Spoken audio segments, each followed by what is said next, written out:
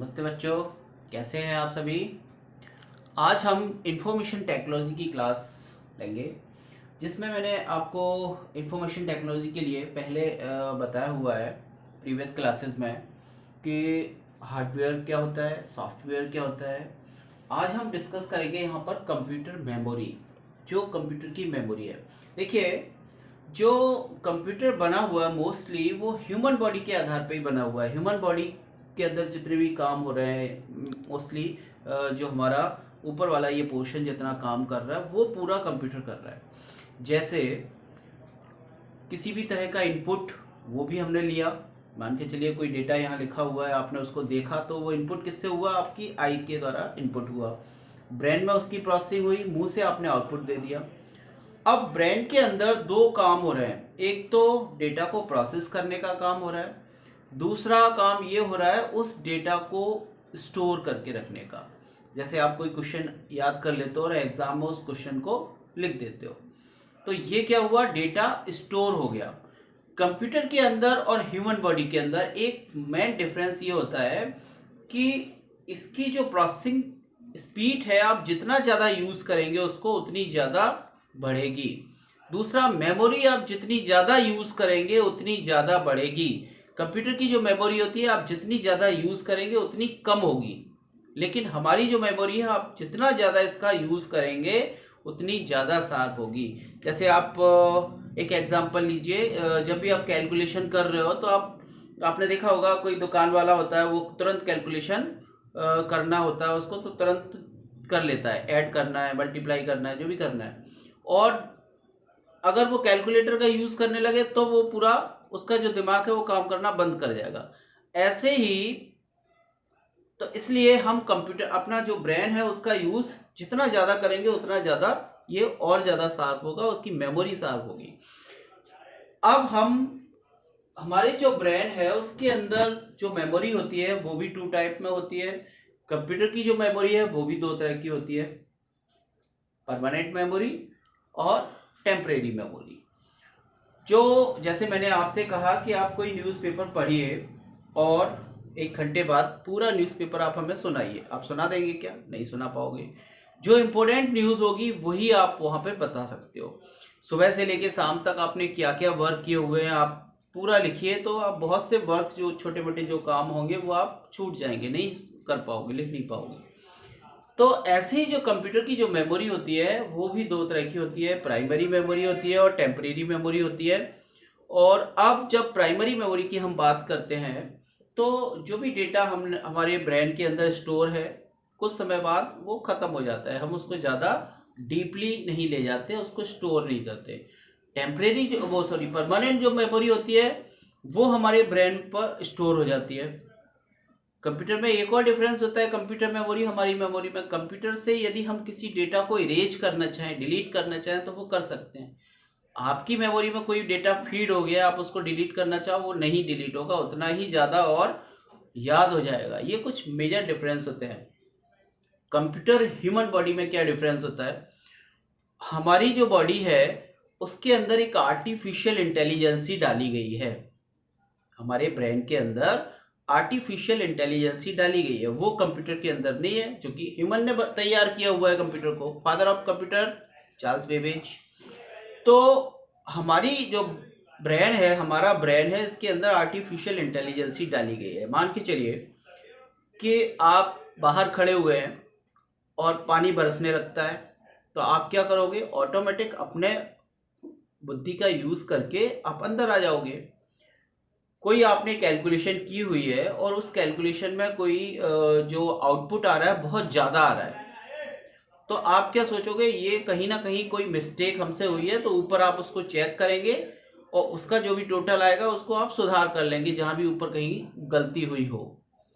लेकिन कंप्यूटर में ऐसा नहीं होता। कंप्यूटर में यदि कोई आउटपुट आ रहा है, गलत आ रहा है, तो गलत ही प्रिंट आउट करके दे देगा। आपने देखा होगा जैसे कभी कभी इलेक्ट्रिसिटी के बिल करोड़ों में आ जाते हैं, टेलीफोन के बिल करोड़ों में आ जाते हैं, तो ये क्या है, ये कंप्यूटर मिस्टेक नहीं है, ये किसकी मिस्टेक है, ह्यूमन की मिस्टेक है। जो ह्यूमन ने जो डेटा गलत उसके अंदर फीड किया होगा तो वो गलत आउटपुट आया।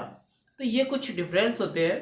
अब चूंकि हम उसको सुधार कर लेंगे, या हम पानी बरस रहा है तो हम अंदर आ जाएंगे। क्यों आ जाएंगे? क्योंकि हमारे बॉडी के अंदर आर्टिफिशियल इंटेलिजेंसी है, हम उसका यूज करके अंदर आ जाएंगे। पानी में भीगेंगे तो तबीयत खराब हो जाएगी। कंप्यूटर कहीं बाहर रखा हुआ है तो वो अंदर नहीं आएगा। अब आप कहेंगे उसके पैर नहीं होते, जैसे रोबोट आपने देखा होगा, रोबोट तो चल सकता है ना, सभी काम कर सकता है, लेकिन वो उतना ही काम करेगा। रोबोट के अंदर भी पूरा कंप्यूटराइजेशन फंक्शन होता है, कंप्यूटर बेस्ड होता है, तो वो उतना ही काम करेगा जितनी उसके अंदर प्रोग्रामिंग की गई होगी। उसके अंदर भी कुछ प्रोग्राम्स बना के फीड कर दिए जाते हैं, उसके अकॉर्डिंग ही वो काम करेगा। जितनी उसके अंदर प्रोग्रामिंग की गई होगी उतना ही काम करेगा। तो आर्टिफिशियल इंटेलिजेंसी कंप्यूटर के अंदर नहीं होती। हाँ, जो अब सुपर कंप्यूटर्स जो बन रहे हैं, सैटेलाइट पर भेजे जाते हैं, या कुछ एनिमेशंस मूवीज वगैरह जो क्रिएट होती हैं, तो उनके अंदर वो आर्टिफिशियल इंटेलिजेंसी क्रिएट की जा रही है, डाली जा रही है। जैसे आपने देखा होगा कि मौसम की जानकारी आ जाती है, पहले ही आ जाती है, 10 दिन पहले ही, कि ये तूफान आने वाला है, बारिश होने वाली है, वगैरह वगैरह। तो ये क्या है? ये आर्टिफिशियल इंटेलिजेंसी उसके अंदर पुट की जा रही है। अब हम बात करते हैं यहाँ पर, आज इंफॉर्मेशन टेक्नोलॉजी का एक बहुत ही इम्पोर्टेंट टॉपिक है, कंप्यूटर मेमोरी। और इस वीडियो को आप पूरा जरूर देखिए। पूरा देखेंगे तो आपकी जितनी भी कंप्यूटर की जो भी प्रॉब्लम है, कंप्यूटर की जो मेमोरी की प्रॉब्लम है, वो पूरी सॉर्ट आउट हो जाएगी। उसको पूरा वीडियो देखिए, लाइक सब्सक्राइब जरूर करिए, इससे थोड़ी सी एनर्जी मिलती है। तो अब आप जो है कंप्यूटर मेमोरी, कंप्यूटर की जो मेमोरी होती है वो 2 टाइप में डिवाइड की गई है, primary memory, secondary memory. Primary memory जो होती है उसको हम बोलते हैं मेन मेमोरी। ओके, कंप्यूटर की जो मेन मेमोरी होती है, मेन मेमोरी भी बोल सकते हैं या प्राइमरी मेमोरी बोलते हैं। सेकेंडरी जो मेमोरी होती है, ये इसको हम बोलते हैं ऑक्सिलरी मेमोरी, है ना। अब जो इसकी प्राइमरी मेमोरी होती है या मेन मेमोरी हम क्यों बोलते हैं? क्योंकि ये कंप्यूटर के साथ बिल्ट इन रहती है, जुड़ी हुई रहती है, अटैच रहती है। इस सेकेंडरी मेमोरी को हम यहाँ से कंप्यूटर से जब हम निकाल लेते हैं, कंप्यूटर की बंद होने की स्थिति में निकाल लेते हैं, तो उसका डेटा सेव बना रहता है। लेकिन प्राइमरी मेमोरी को हम कंप्यूटर के साथ जैसे ही निकालेंगे तो उसका डेटा खत्म हो जाएगा, इसलिए ये इसको मेन मेमोरी कहते हैं। दूसरी चीज क्या होती है कि इसके साथ, अब आप कहेंगे कि इसकी सेकेंडरी मेमोरी बहुत अच्छी है, अगर हम उसको निकाल भी लेंगे तो वो काम करेगा।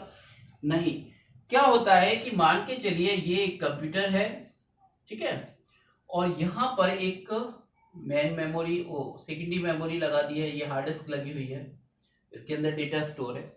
तो क्या होगा कि कंप्यूटर को जब ये वर्क करेगा तो डेटा इसके अंदर ट्रांसफर करना पड़ेगा, और यहां से डेटा इसके अंदर ट्रांसफर करना पड़ेगा।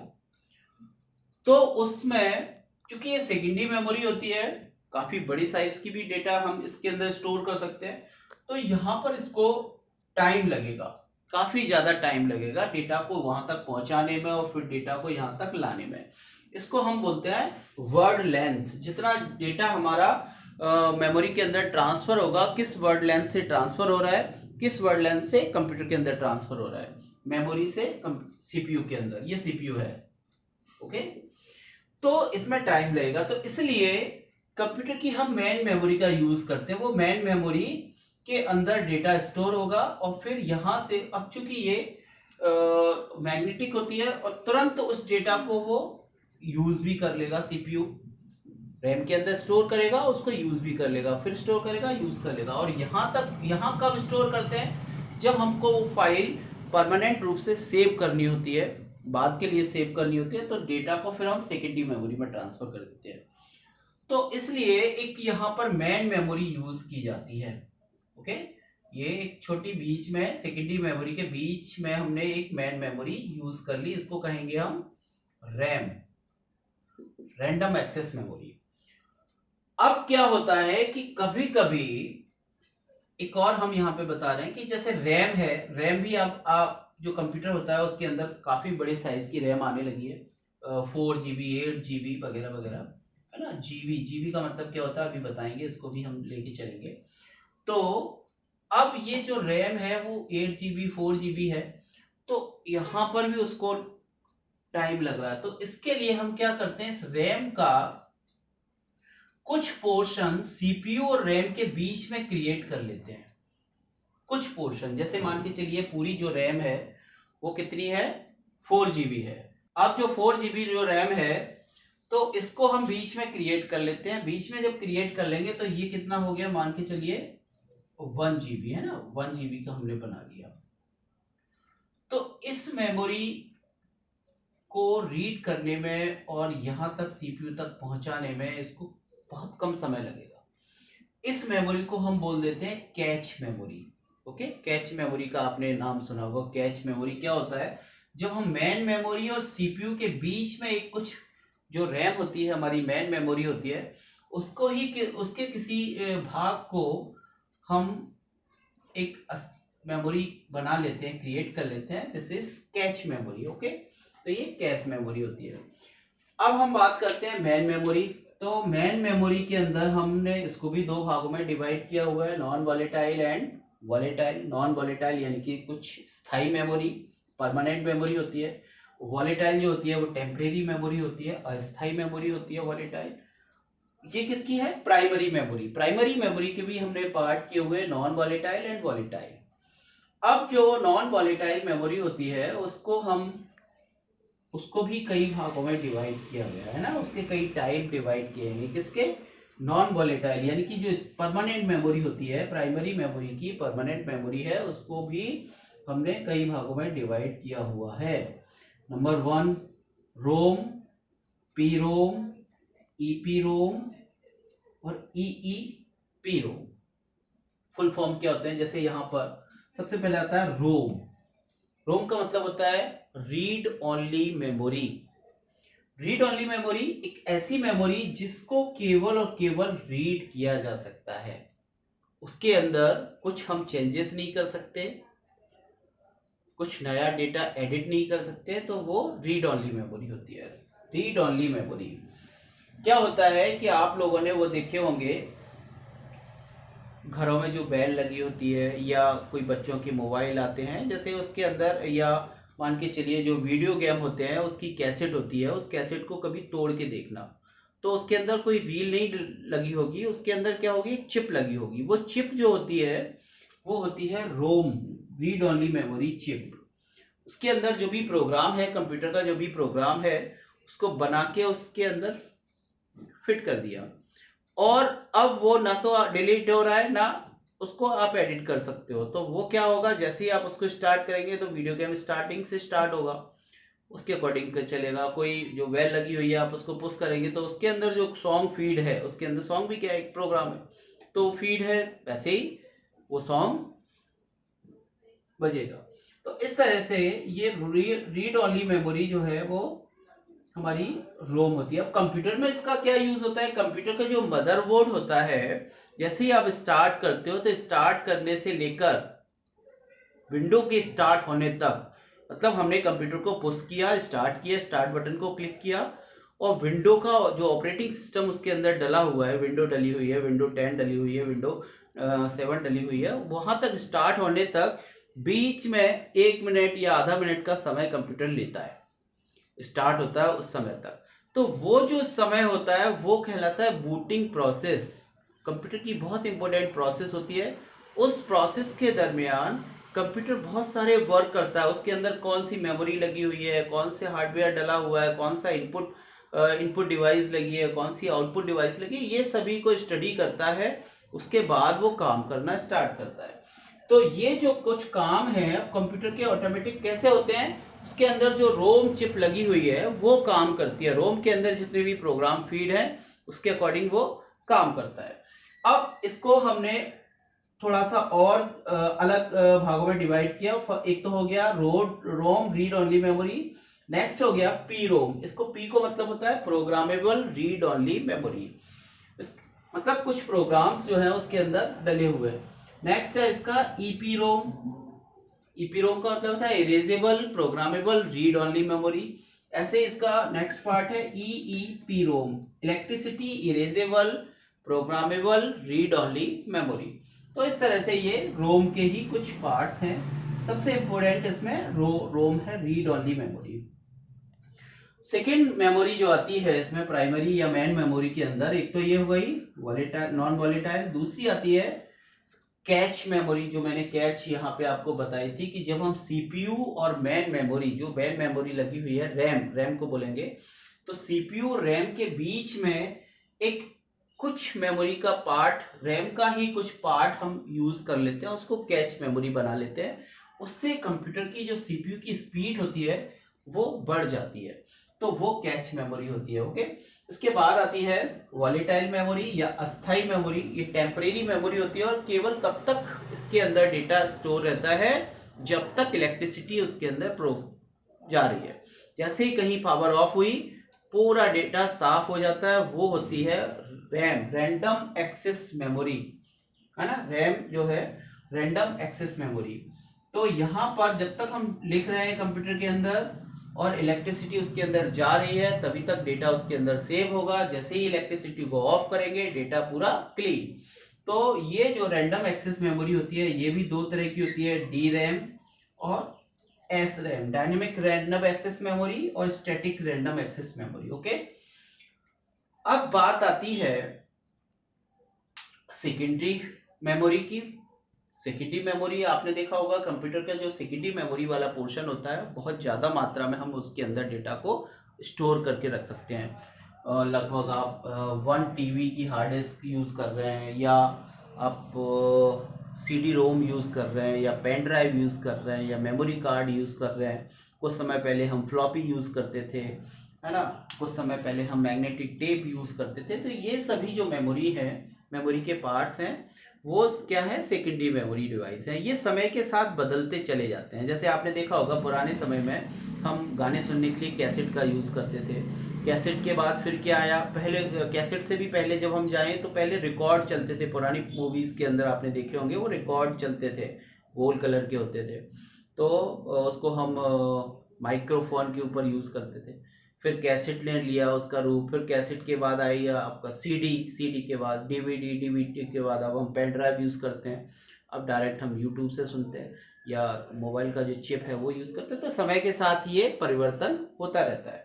तो ऐसे ही कंप्यूटर के अंदर भी जो डेटा को स्टोर करने की जो यूनिट है, डिवाइस है, वो भी समय के साथ बदली, और बदली आज उसका जो रूप है वो क्या हो गया है, मेमोरी कार्ड बन गए, या पेन ड्राइव बन गई है, या हार्ड डिस्क हो गया है। तो इस तरह से तो सेकेंडरी जो मेमोरी डिवाइस होती है, सेकेंडरी मेमोरी डिवाइस, एक होती है ये सीक्वेंशियल एक्सेस और एक होती है डायरेक्ट एक्सेस। ये सीक्वेंशियल एक्सेस क्या होती है, डायरेक्ट एक्सेस क्या होती है।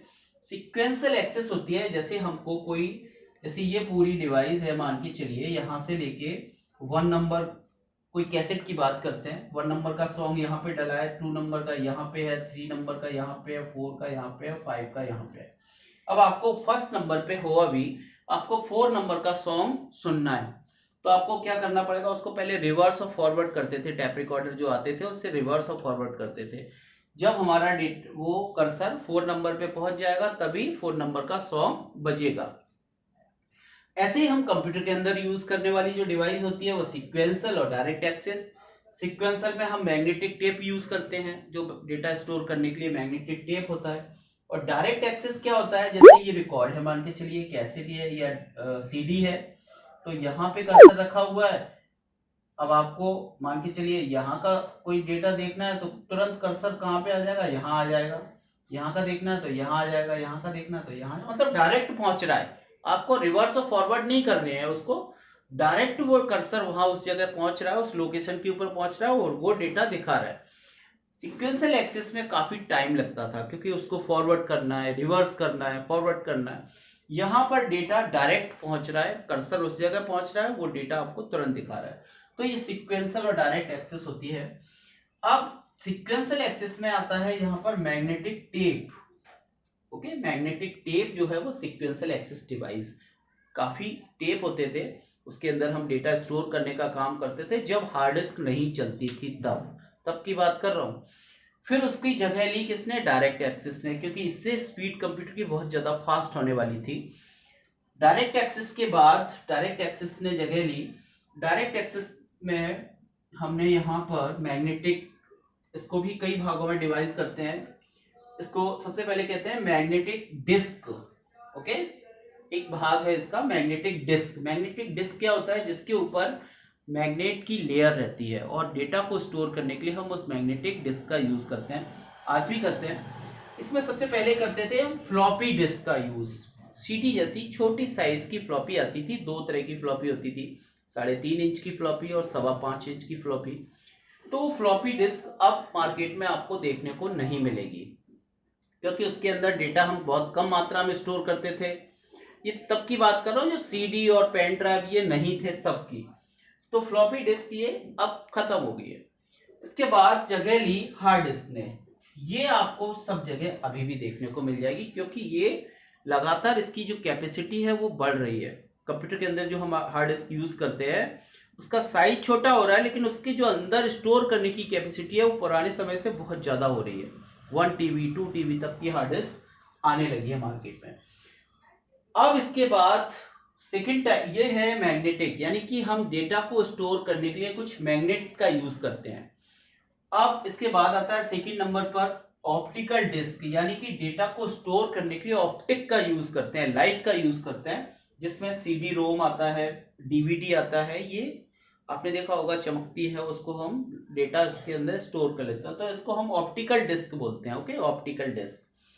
नेक्स्ट आता है इलेक्ट्रिक स्टोरेज डिस्क, यानी कि हम डेटा को स्टोर करने के लिए इलेक्ट्रिसिटी का यूज करते हैं। इलेक्ट्रिसिटी के द्वारा वो डेटा कंप्यूटर के अंदर फीड होता है, जिसमें पेन ड्राइव आपने देखा होगा, जैसे ही हमने पेन ड्राइव किया और डेटा को स्टोर किया तो वो इलेक्ट्रिक से डेटा ट्रांसफर हो जाता है, पेन ड्राइव के अंदर स्टोर हो जाता है। उस पेन ड्राइव जो होता है वो मूवेबल होता है, एक जगह से खींचा दूसरी जगह लगा दिया तो वो डेटा वहां से ट्रांसफर होकर दूसरी जगह पहुंच जाएगा।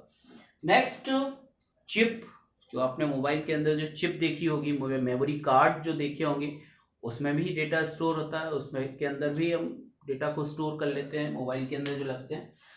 तो इस तरह से ये मेमोरी जो होती है दो हक में डिवाइड होती है कंप्यूटर की मेमोरी, प्राइमरी मेमोरी और secondary memory. Primary memory is temporary memory और सेकेंडरी मेमोरी परमानेंट मेमोरी होती है, और जब इसके अंदर डेटा चला जाता है तो वो हमेशा के लिए सेव हो जाता है सेकेंडरी मेमोरी के अंदर। ओके, तो इस तरह की ये मेमोरी होती है। तो ये आपको मेमोरी इसमें समझ में आया होगा। इसमें कोई प्रॉब्लम है तो आप कमेंट बॉक्स में डालिए, पूछिए उसको। इसके बाद नेक्स्ट क्लास में हम अगले टॉपिक के साथ फिर से हाजिर होंगे। ओके, धन्यवाद।